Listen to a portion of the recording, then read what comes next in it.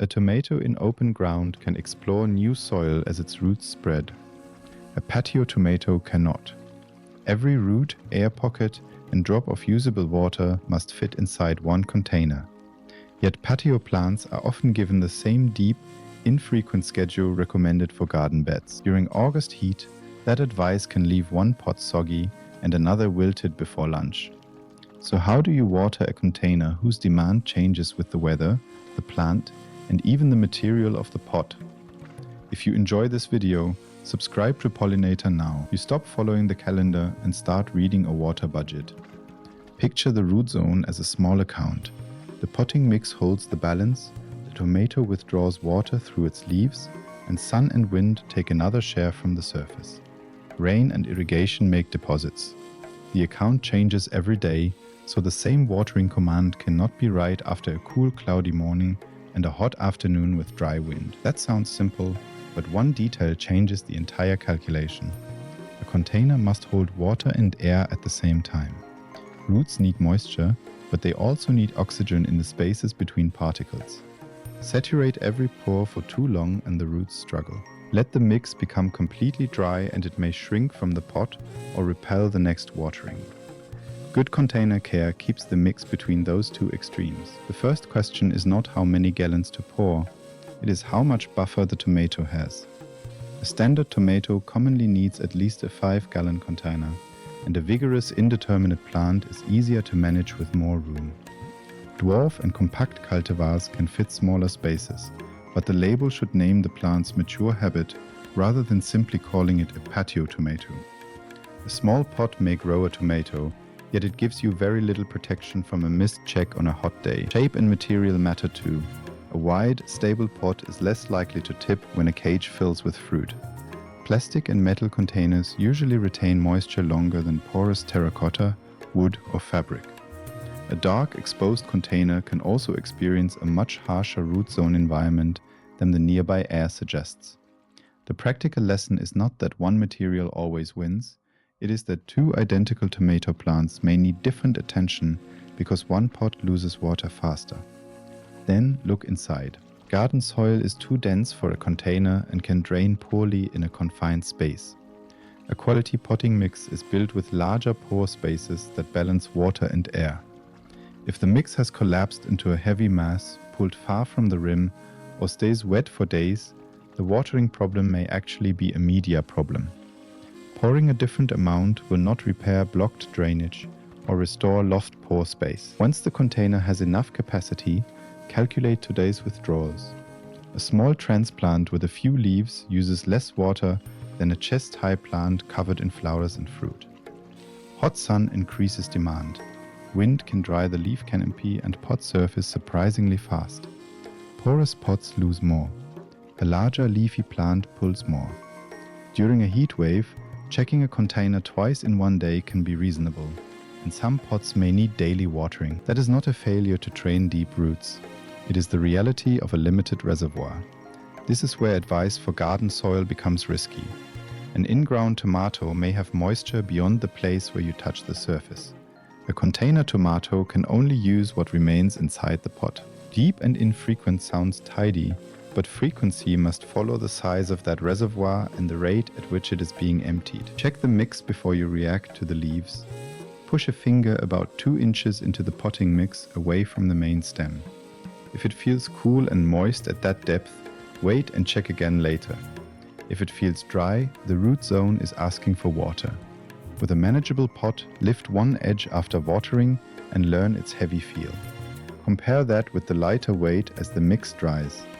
After several checks, the difference becomes easier to recognize. Do not let a dramatic afternoon droop make the decision alone. Tomato leaves can sag during intense heat, even when the root zone still contains moisture, then recover as the day cools. Wilting can also occur when saturated roots are damaged and cannot function normally. A dry mix plus persistent wilt points toward water shortage. Wilt above a wet, sour-smelling mix points somewhere else. Soil moisture is the evidence that separates the two. Morning is usually the easiest time to irrigate because temperatures are cooler and leaves have time to dry if they are splashed. But a dry, wilting container should not be forced to wait for the perfect hour. Water the root zone when it needs water. Aim at the potting mix rather than showering the foliage, especially late in the day when wet leaves may remain wet longer. When the pot is ready, water slowly enough for the mix to absorb it. Continue until excess water begins to leave the drain holes. That visible drainage confirms more than a damp circle on the surface. It shows that water has traveled through the container and also helps flush accumulated fertilizer salts. A very dry mix may resist the first pass. Water can race through a gap beside the pot and escape while the center remains dry. If that happens, pause, let the surface absorb moisture, and make another slow pass across the whole root zone. Check below the surface afterward. The goal is to re-moisten the container evenly, not to celebrate the first drip that reaches the deck. If you want more calm, evidence-based help for growing food in small spaces, subscribe to Pollinator. Now follow the water out of the pot. Every ordinary container needs unobstructed drainage holes. Raising a pot slightly on sturdy feet can keep a flat patio from sealing those openings. A layer of gravel at the bottom does not improve drainage. It reduces the volume available for roots and can leave a wetter zone above the coarse layer. An ordinary saucer can protect a deck, but do not leave the pot soaking in captured water after drainage is complete. A true self-watering container is different.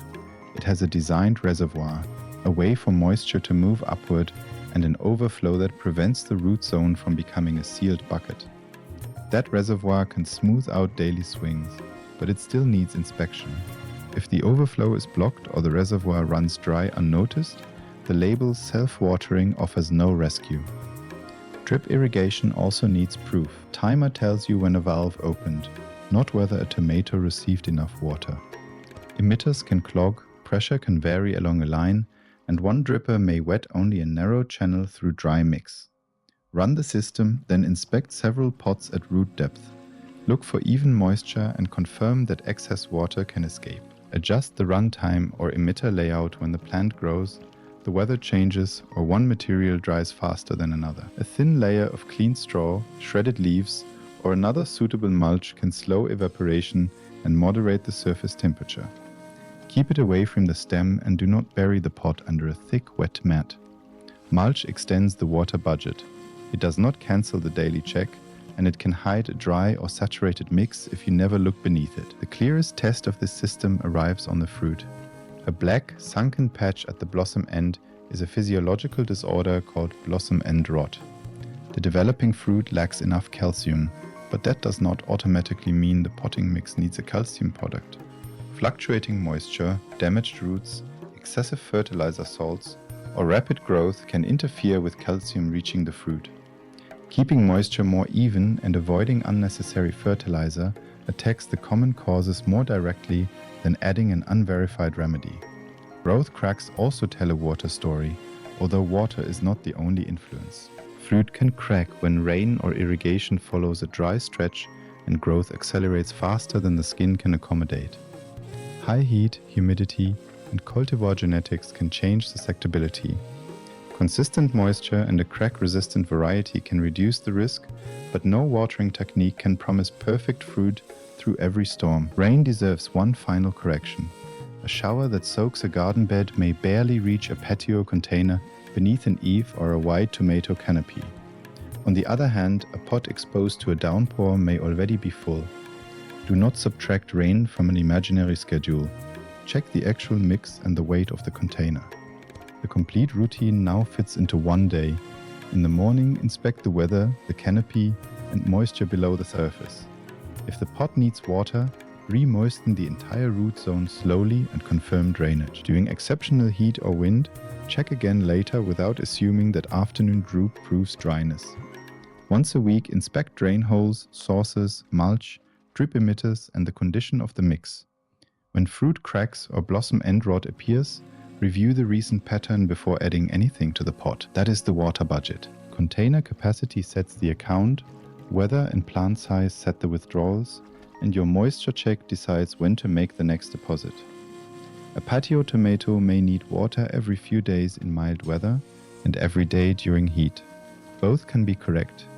The successful rule is the one that changes when the pot changes, while keeping the root zone evenly moist, well aerated, and ready for the next cluster of fruit.